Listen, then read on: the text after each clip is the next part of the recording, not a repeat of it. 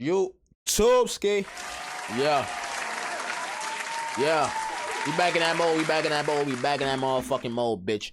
Last seen on CCTV. 5 mysterious unsolved cases. Part 17. Let me know in the comments below if you want me to keep like watching these shits and shit like that. Like I'll be watching these shits. Or let me know if you want me to like react to different shit. I'll do it. I don't give a fuck.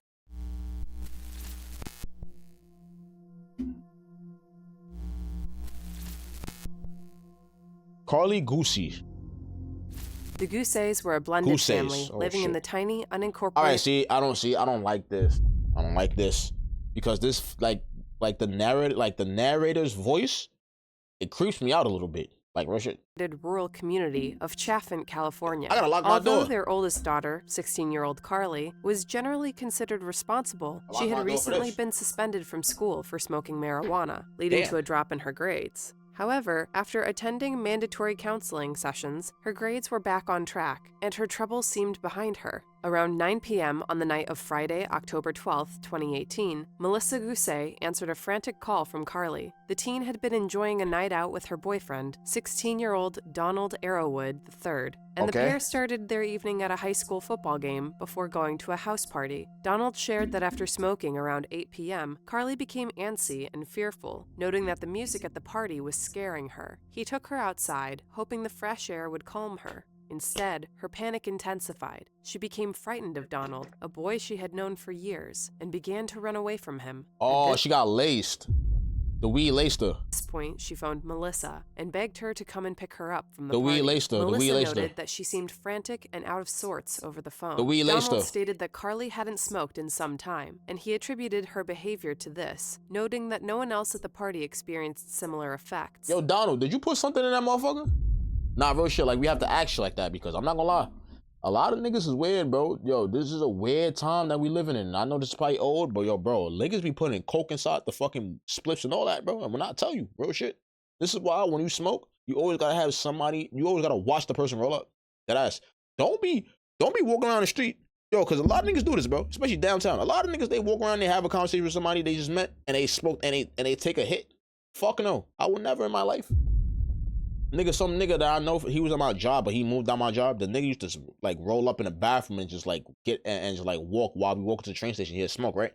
Nigga used to try to pass me a spliff. I always dubbed it. Fuck no. I don't know what that nigga might like. That nigga might have some shit in that motherfucker. I don't know. He might have some type of shrooms in that motherfucker. A pill. I'm not hitting that. Not about to have me panicking and taking off my shirt and doing this. All type of shit. And I'm on a train looking crazy. Niggas like, yo, bro, you okay? The fuck? I'm not about to be having me scratching shit. Fuck no. Not wanting to scare her further by chasing after her in the dark, Donald waited outside the party for 20 minutes in case she made her way back. Oh, he's stupid. He should have chased her again. He should have chased her. Around the same time, Melissa slowly navigated the rural community's dark roads. He should have chased her. Searching for He's Carly. He's then wildin'. She spotted a flickering light in the distance, Carly's phone flashlight, bouncing erratically as she ran down the street.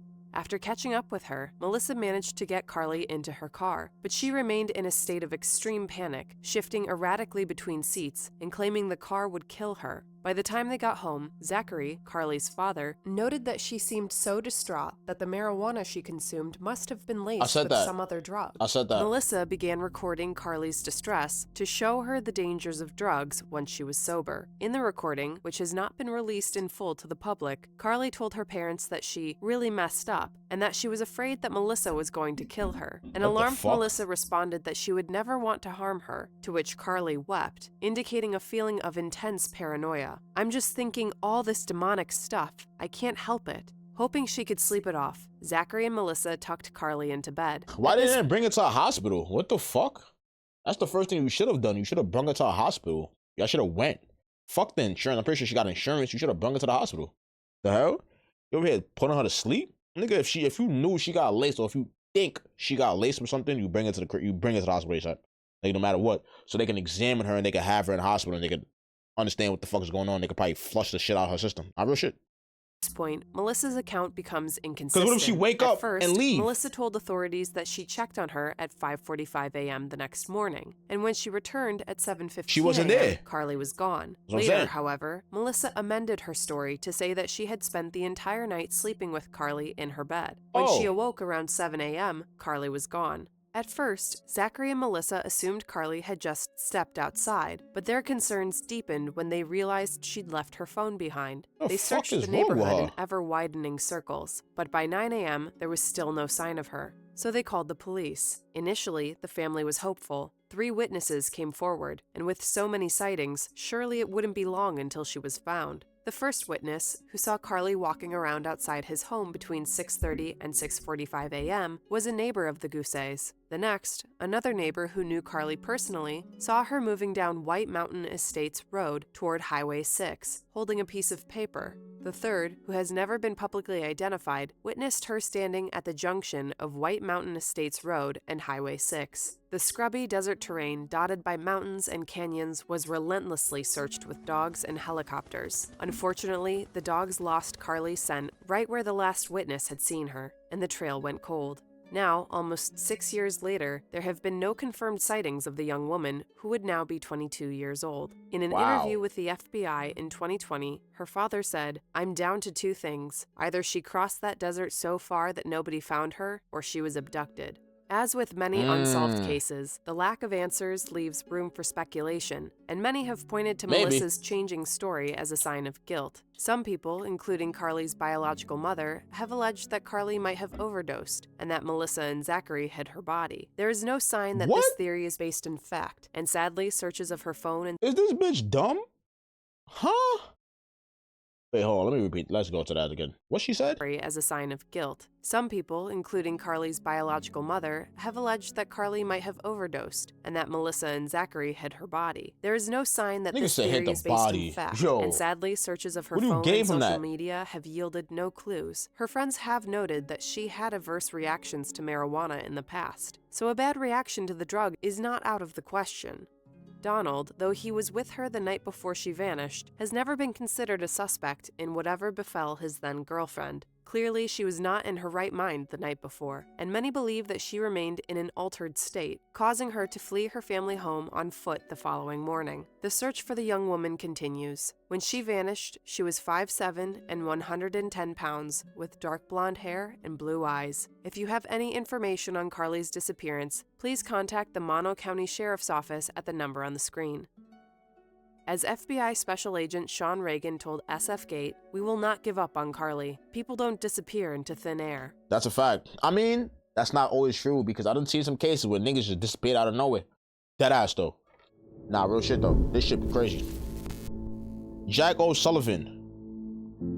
On March 1st, 2024, 22-year-old Jack O'Sullivan left his Flaxbourton home, a small village just 5 miles southwest of Bristol, UK, for a house party in the Hot Wells neighborhood. Shortly before 2 a.m., he texted his mother, Catherine, to tell her he was safe and planned to leave soon. She asked if he had his house keys, to which he replied with a thumbs-up emoji. This should be Catherine scary, later bro. stated to the Daily Mail that Jack did not appear intoxicated, noting that he was speaking in complete sentences, indicating sobriety. At 2:57 a.m., Jack left the party. CCTV footage showed him heading south, crossing Junction Swing Bridge over the dark waters of the River Avon. By 3:13 a.m., security cameras saw him again walking beneath the towering Brunel Way flyover on Brunel Lock Road. Why is he just walking? 25 minutes later, at 3:38 a.m., Jack was captured again on CCTV crossing the Plimsoll Swing Bridge back over Oh, nah, something happened to him. Nah, all jokes aside, like, rest in peace. Rest in peace. Something happened to him. There's no fucking way. No way. the river. And I'm not gonna lie, I'm gonna keep the bug with niggas. There's no reason why you should be outside at 10 o'clock. Anyways. No cap, unless you with friends or you at work. You feel what I'm saying? Like, bro, the most dangerous motherfuckers is outside at 10 o'clock, bro. And me, growing up, I understand this, right? So, I don't go out, like, unless I'm going to work or something. You feel me? Like, even when I shop for, like, little shit, I still don't even go out, bro. No bad. You feel me? Like, unless I'm with friends. You feel me? And even if we were friends, it's still not safe. Like, shit is not safe out here, bro. That's why I don't be outside at 3:30 in the fucking morning. You feel me? I won't be outside at 3:30 in the fucking morning, bro. At all. No funny shit. Like, deadass. I don't care. I don't care what it is, bro. You will never see me outside at 3:30 in the fucking morning. For what? You feel me? Like, Avon, looping back toward the Hot Wells area. Right around the same time, Jack placed a call to a friend who was still at the house party. Initially, his friend didn't answer, but he called him back about 10 minutes later. According to him, he heard Jack answer and say hello, but then the call suddenly dropped. He wasn't captured on any CCTV again, and further attempts to contact Jack via phone were fruitless. Back in Flaxburton, Catherine awoke with a start around 5 a.m. and discovered that her son was not yet home. She attempted to call him, but it rang through to his voicemail. Anxiously, she checked Jack's location on the Find My Friends app and saw that his phone was pinging to an area in the Hot Wells neighborhood, not far from the house party. The O'Sullivan family decided to go and search for him, but had no luck. His phone appeared to be inside a group of homes that backed up to an old electrical substation, and it was too early to knock on people's doors. Catherine and her husband Alan began to question anyone they saw on the street. The phone remained in the same location until it went offline at 6:44 a.m. A formal search began, and police questioned the residents in the area where Jack's phone last pinged. But there was not enough evidence for a search warrant. The homes and the electrical substation behind them were never searched by the authorities. Dive teams in the River Avon were utilized, as were drone units and mounted searches, but all to no avail. Jack's phone data was scoured, and an odd data spike was found around 4:39 a.m., over an hour after he was last seen on CCTV. The data used was equivalent to watching a 9-minute video, and is far more than what would normally be consumed by apps running in the background. This indicates that the phone was being actively used at this time. But if so, who was using it, and what were they doing? Furthermore, Jack had an AirTag attached to his keys that has never been tracked. The police have given the O'Sullivans varying reasons for this, citing Apple's privacy laws, stating that the battery was dead, and most recently, telling Catherine that the AirTag was registered to Jack's ex-girlfriend instead of Jack. This last claim has been denied by the young woman in question. Authorities eventually told Jack's parents they believed that the young man fell into the River Avon and drowned. Some online sleuths have hypothesized that it was an accident, while others believe that Jack may have taken his own life. Why would he do that, though? At this time, there is no evidence to support that Jack had any desire to do so. Or it could be abduction, and he ended up passing.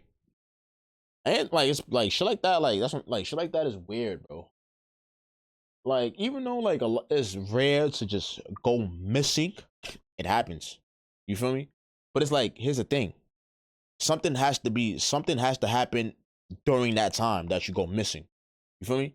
Like, all right, you might be walking 3 o'clock in the morning. You might be seen on the CCTV. You might not never be seen again. You might either some unexpected shit probably happened. You probably got stuck by an elevator. That ass, bro. Probably got real shit. I think about shit like that. You probably got hit by a bus, truck. You feel me? Or a nigga probably took you.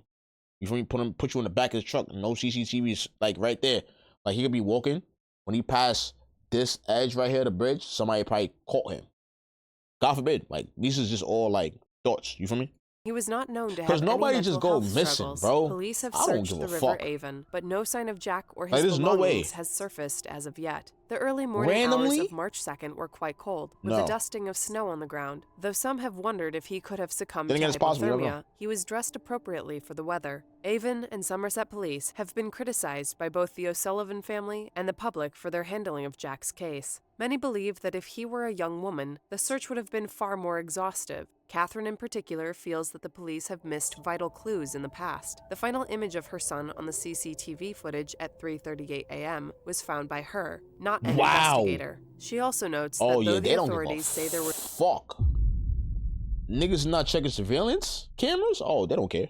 No she had to do in that? the area where her son was last seen, the footage tells a different story. As Catherine told the Daily Mail, "I've seen the CCTV. There are people in the area. You wouldn't be able to recognize them, but they're people, and they're moving around. Some of it is quite a seedy, unpleasant area, so it is really difficult to know what to think." She believes that her son is still out there somewhere, and we hope that one day Catherine's questions can be answered. When Jack was last seen, he was wearing a quilted green and brown Barber jacket, a beige wool sweater, navy pants, and brown leather sneakers. He would now be 23 years old with brown hair and brown eyes, and measures 5 foot 10 inches tall. Brown and eyes? The nigga like he got blue eyes right there. 150 pounds. If you have any information about Jack O'Sullivan's whereabouts, but this is London, please ask that you call 101 if you're in the UK, and refer to the case number on the screen. Alternatively, you can send tips and information to the email address on the screen. That's crazy. like this be scary as fuck. At us.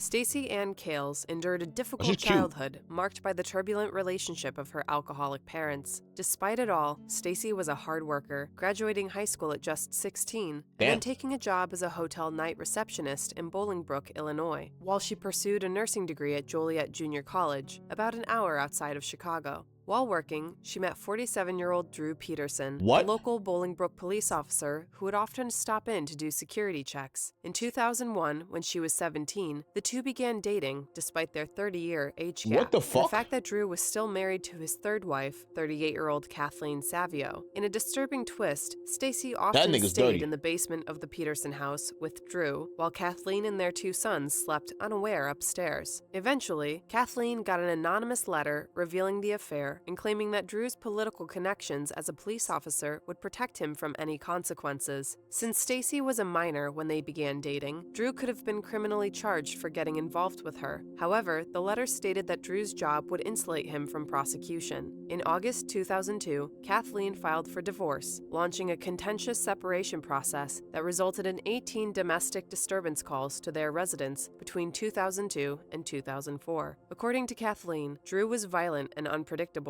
She felt like she couldn't rely on Drew's coworkers at the police department, so she penned a letter to the Will County Attorney's Office, desperately pleading, "He knows how to manipulate the system, and his next step is to take my children away or kill me instead." Despite the problems between Kathleen and Drew, he fathered a son with Stacey named Anthony in July 2003. Several months later, on October 18th, Stacey married Drew when she was just 19 years old.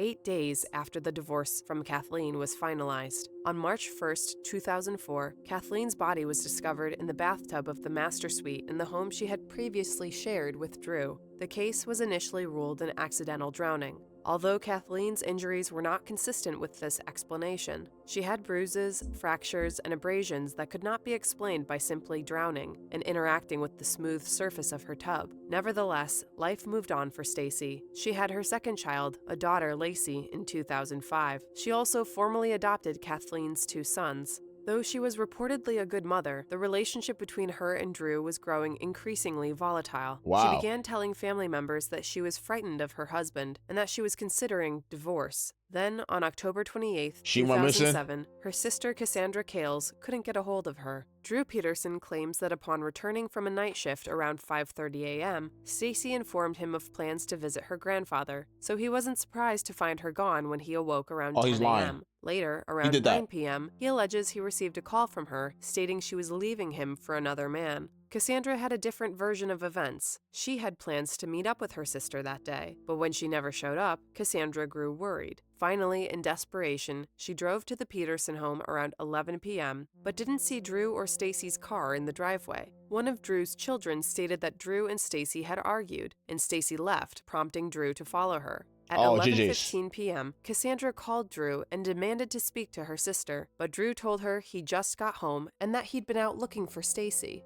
Frustrated and scared, 30 minutes later, Cassandra arrived at the nearby municipality of Downers Grove to file a missing person report, but they informed her she had to file in Bolingbrook, with the same department that employed her brother-in-law. She did so around 1 a.m., prompting the department to call Drew at home to tell him Cassandra had filed a missing persons report for his wife. Unable to rest, Cassandra drove back to the Peterson home. Both cars were now in the driveway, so she rang Drew again around 2:30 a.m. He then told her that he had heard from Stacey. She told him that she was leaving him for another man, and she'd taken some money and her passport before abandoning her car at the nearby Clow International Airport. Not believing her brother-in-law, Cassandra escalated to the Illinois State Police, filing a missing persons report with them around 3 a.m. An investigation was launched, and by November 1st, a search warrant was issued for Drew's home and vehicles. His computers and firearms were seized, and the authorities announced that they were planning to revisit his third wife's untimely death in 2004. On February 21, 2008, following an exhumation and a second investigation, Kathleen Savio's death was ruled a homicide. Meanwhile, the search for Stacey deepened. There had been no sign of her since that fateful day in late October, and her family and friends were desperate for answers. Over 1 year later, on May 7, 2009, Drew was arrested and charged with Kathleen's murder. During the Damn. trial, hearsay evidence was used to convict him. Many people took the stand, including his second wife, Vicky Connolly, who alleged that Drew had been violent with her during their marriage. Another testimony came from Neil Shorey, Stacy's pastor. He claimed that Stacy had confessed to him that Drew had killed Kathleen. In September, he was found guilty of first-degree murder and sentenced to 38 years in prison. Sadly, Stacy's body has never been found, though she is presumed dead, and Drew Peterson has never been charged with her murder. Cassandra has continued to fight for justice and hunt for her sister. In 2020, while searching a canal near Bolingbrook with sonar, Cassandra believed she stumbled upon human remains at the bottom of the waterway. She tipped off police, who followed up 5 months later, but they did not find anything. She is currently attempting to raise money via GoFundMe to send a dive team into the canal with handheld sonar devices. Drew, for his part, maintains his innocence in the slaying of his third wife and the disappearance of his fourth. He is currently serving his sentence at the Indiana State Prison in Michigan City, Indiana. At the time of her vanishing, Stacy was 23 years old, 5'2", and 100 pounds, with brown hair and brown eyes. She would now be in her early 40s. If you have any information regarding Stacy Peterson's whereabouts, please contact either the Bolingbrook Police Department or the CUE Center for Missing Persons at the numbers on the screen. That's crazy. There's more? This shit's scaring me, bro. As 2009 rolled into 2010, 26-year-old aspiring model Paula Sladewski and her 34-year-old boyfriend of over a year, Kevin Klim, traveled from Los Angeles to Miami for New Year's celebrations. Their first stop was a Lady Gaga concert at the Fontainebleau on New Year's Day, and the following evening the pair went out on the town. However, in the early morning hours of January 3rd, a conflict arose between Paula and Kevin. Around 7 a.m., Kevin was kicked out of club space after he and Paula had a physical altercation in the bar area. He got into a cab and left. Shortly after, Paula was escorted out as well. The club's surveillance cameras captured the young woman outside the club with 2 staff members at 7:20 a.m. Though this footage likely documented some of Paula's final moments, a witness also saw her leave the area with an unidentified man they described as heavy-set, either black or Hispanic, and sporting a goatee. Several hours later, Kevin awoke in his hotel room and was surprised that Paula wasn't there. After all, the pair frequently fought, with Paula's friends and family labeling the relationship as toxic, but it wasn't like her to not come home. Kevin called the police, but was told to wait and call back after 24 hours. Tragically, it didn't take that long for her to surface. 14 hours after Paula was last seen at Club Space, Miami PD received a report about a burning dumpster on a dead-end street in an industrial area about 12 miles north of the nightclub. Inside was the badly burnt body of Paula. Though it would take several days to identify her via dental records, Kevin was a natural first suspect given their turbulent relationship. However, it was doubtful that he could have committed the crime. Police believe that Paula was slain somewhere else and then dumped. It is likely that the killer was familiar with the area, given the remote location of the industrial dumpster, and that he may have even lived nearby. Kevin was a tourist and had no rental car to transport her body. Furthermore, the witness's description of the man Paula was last seen with did not match Kevin's appearance. Initially, Kevin blamed Club Space, claiming that the police sketch resembled a bouncer. The club quickly released a statement, distancing themselves from the crime and claiming that Kevin was mistaken, noting, "None of our security staff or employees abandoned their post or their shift at 7 a.m. to follow Paula. They are all on camera and accounted for." Following this, Kevin retracted his comments against the club, but insisted that Paula wouldn't have gone off with a random stranger.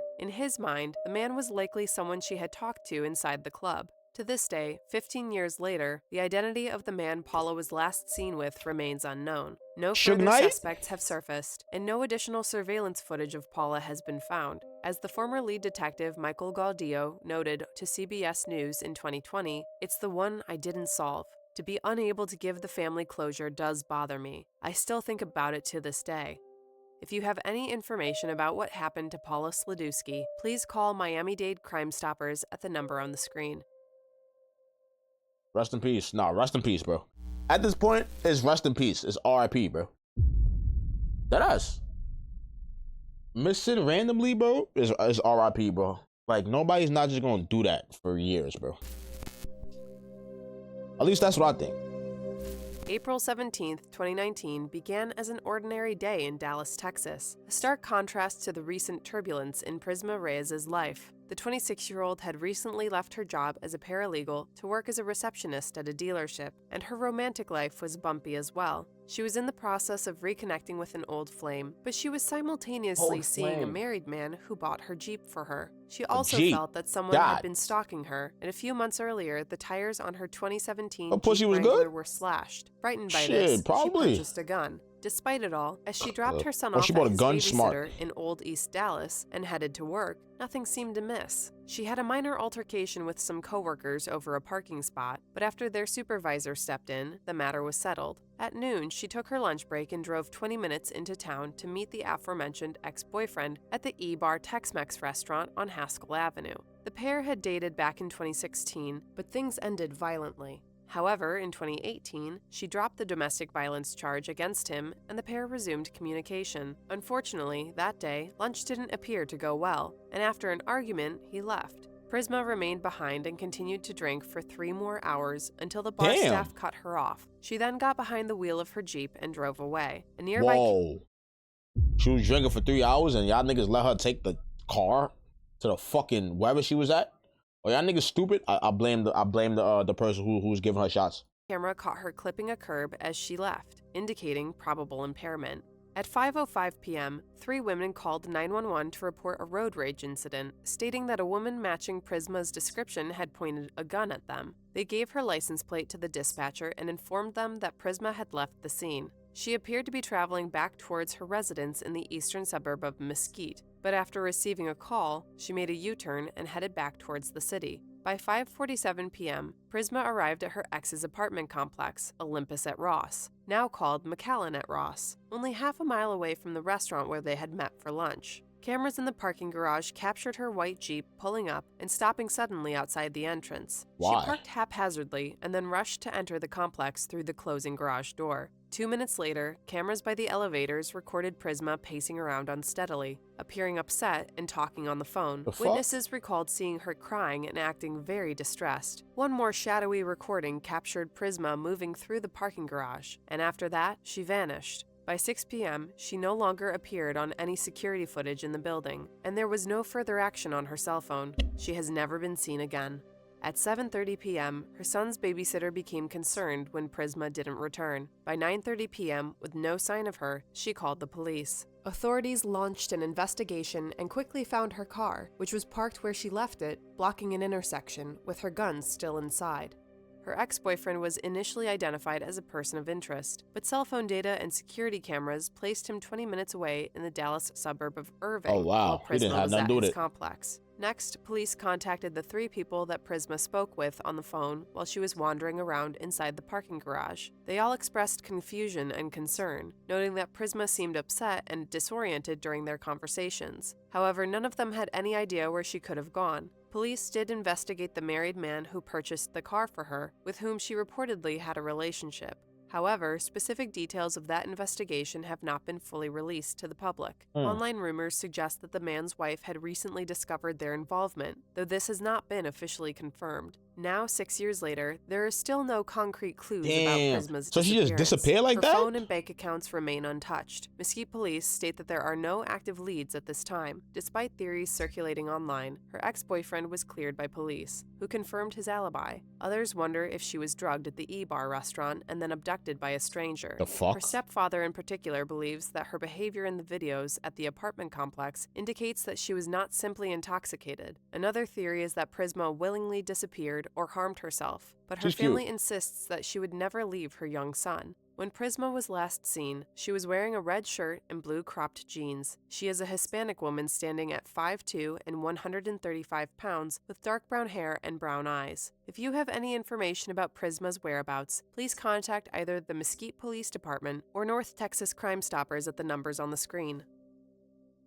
So what do you think? Where are Carly, Jack, Stacy, and Prisma? Who killed Paula? We'd love to hear your thoughts and theories in the comments below. Also, if you have an unsolved case you think we should be highlighting, let us know. That's fine. Be sure to like and subscribe so you don't miss our next installment. And as always, thanks for watching.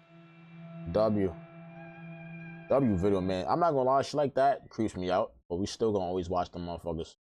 You still gonna be watching them bitches. Some shit like that be scary as fuck, bro. That ass, my nigga. It's like, damn, bro. Shit, I be hesitating on watching this, but I'm like, yo, I have to. Shit, niggas might really fuck with this. That ass.